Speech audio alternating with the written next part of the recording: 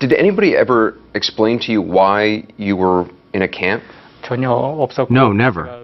Because I was born there, I just thought those people who carry guns were born to carry guns. And prisoners like me were born as prisoners. Did you know America existed? Not at all. Did you know that the world was round? I had no idea if it was round or square. Camp 14 was all that Shin Dong-hyuk says he knew for the first 23 years of his life. These satellite images are the only glimpse outsiders have ever gotten of the place. 15,000 people are believed to be imprisoned here, forced to live and work in this bleak collection of houses, factories, fields, and mines surrounded by an electrified fence. Growing up, did you ever think about escaping? That never crossed my mind. It never crossed your mind? No, never. What I thought was that the society outside the camp would be similar to that inside the camp. You thought everybody lived in a prison camp like this? Yes. Shin told us that this is the house where he was born. His mother and father were prisoners whose marriage, if you could call it that, was arranged by the guards as a reward for hard work. Did they live together? Did they see each other every day? No, you can't live together. My mother and my father were separated, and only when they worked hard could they be together. Did they love each other? I don't know. In my eyes, we were not a family. We were just prisoners. How do you mean? You wear what you're given, you eat what you're given, and you only do what you're told to do. So there's nothing that the parents can do for you, and there's nothing that the children can do for their parents. This may be a very dumb question, but did you even know what love was when you were, for the first 23 years of your life? I still don't know what that means.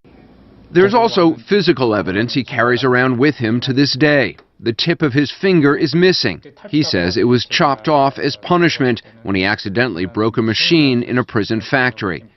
He also has serious scars on his back, stomach, and ankles, which he was willing to show us, but embarrassed to show on camera. He says he received those wounds here in an underground torture center. He was tortured because his mother and older brother were accused of trying to escape. He was just 13 years old at the time. Did they think that you were involved in the escape? I'm sure they did. How did they torture you? They hung me by the ankles, and they tortured me with fire. And from the scars that I have, the wounds on my body, I think they couldn't have done more to me. Shin says he tried to convince his interrogators he wasn't part of the escape plot. He didn't know if they believed him until one day when they took him to that field used for executions. When I went to the public execution site, I thought that I might be killed. I was brought to the very front. That's where I saw my mother and my brother being dragged out. And that's when I knew that it wasn't me. How did they kill your mother? They hung her, and they shot my brother.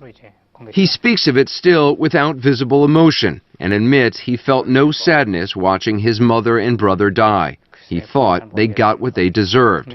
They had, after all, broken the prison rules. He believed the rules of the camp like us.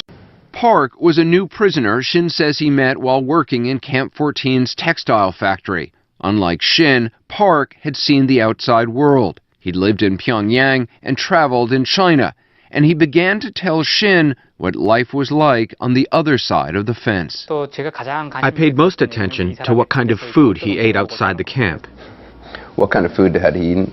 Oh, a lot of different things. Broiled chicken, barbecue pig. The most important thing was the thought that even a prisoner like me could eat chicken and pork if I were able to escape the barbed wires. I've heard people define freedom in many ways. I've never heard someone define it as broiled chicken. I still think of freedom in that way. Really? That's what freedom means to you? People can eat what they want. It could be the greatest gift from God. You were ready to die just to get a good meal. With amazing luck and cunning, Shin managed to steal and bribe his way across the border and quietly work his way through China, where he would have been sent back if he was caught. In Shanghai, he snuck into the South Korean consulate and was granted asylum. In 2006, he arrived in South Korea with not a friend in the world. He was so overwhelmed by culture shock and post-traumatic stress, he had to be hospitalized.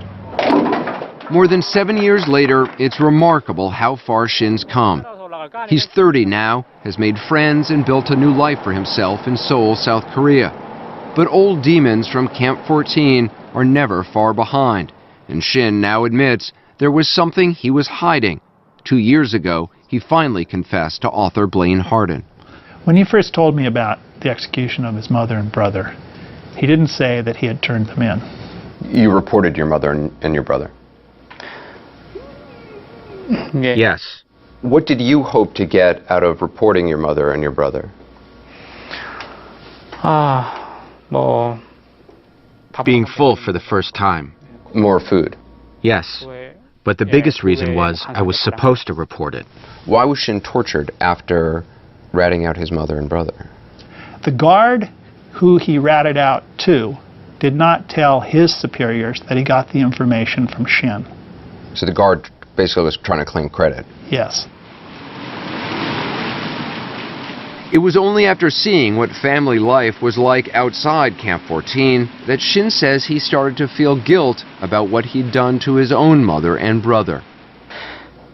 My mother and brother, if I could meet them through a time machine, I would like to go back and apologize. By telling this story, I think I can compensate, kind of repent for what I did.